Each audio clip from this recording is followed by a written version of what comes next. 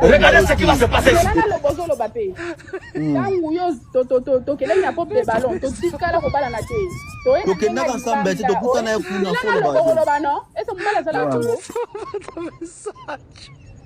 Tangu toyaki tobimi na ndenga libanda biso mibale olingaki tokomanga na moni ke oza immature na boyaki na moni ke zosimba sute na boyi nanga na tiki mais problème no ezani oyo obeza réflexion na kokusha nanga ese nga aza na problème na yo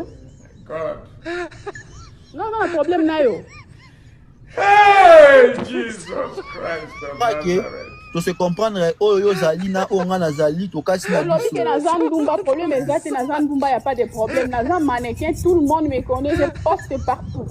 Oui.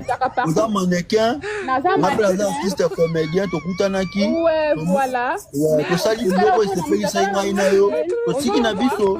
To ko na live hein, loba makambo eza so ko ya ke po nga na loba ki wana aloye ko po be. Oui, biso problème ezani.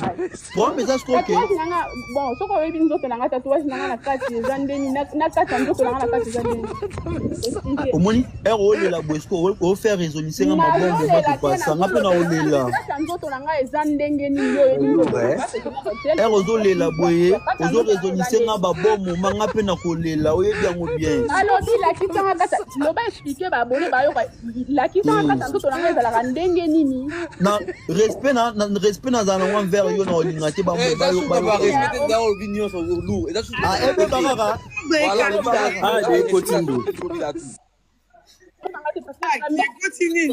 Ndoki nanga aza na posta ya papa responsable na zala na place moko ya te yo papa wana siko ba opesa yo loko yo lingaka te nga na oto ebi loko yo lingaka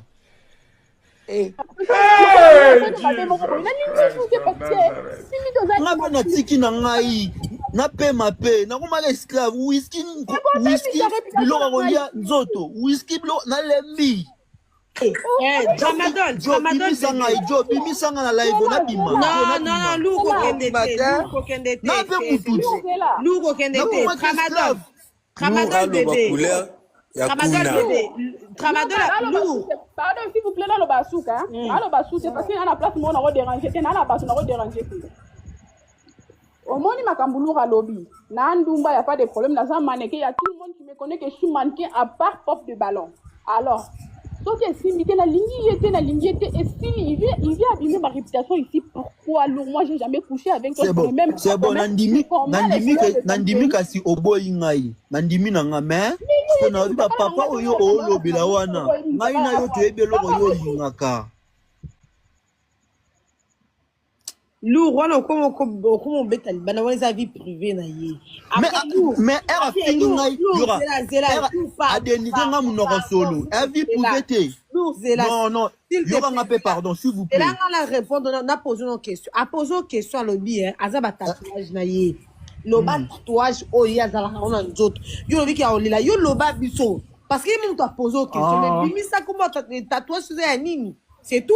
Merci le comment tu l'as loba yangwana à lobby le comment elle a parlé de tatouage na sanjoto mais eza parti nini eza bon matin omoni tatouage wa nyoka bacha na sima mukongo wana tatouage wa nyoka ba fiba ko mo tana sima mukongo ekenda tu wa pesa et comment est-ce que pembeni na kompa te mutabeta ngo comme ça ngo pembeni ya place ya pembeni ya place nyebi donc vous excusez nga pour la terre et comment est-ce que pembeni wana Ramadan Nanzela matadi c'est là papa blague Ramadan non personne numéro na entre biso ba fille tindela nga na confirmer s'il te plaît na confirmer parce que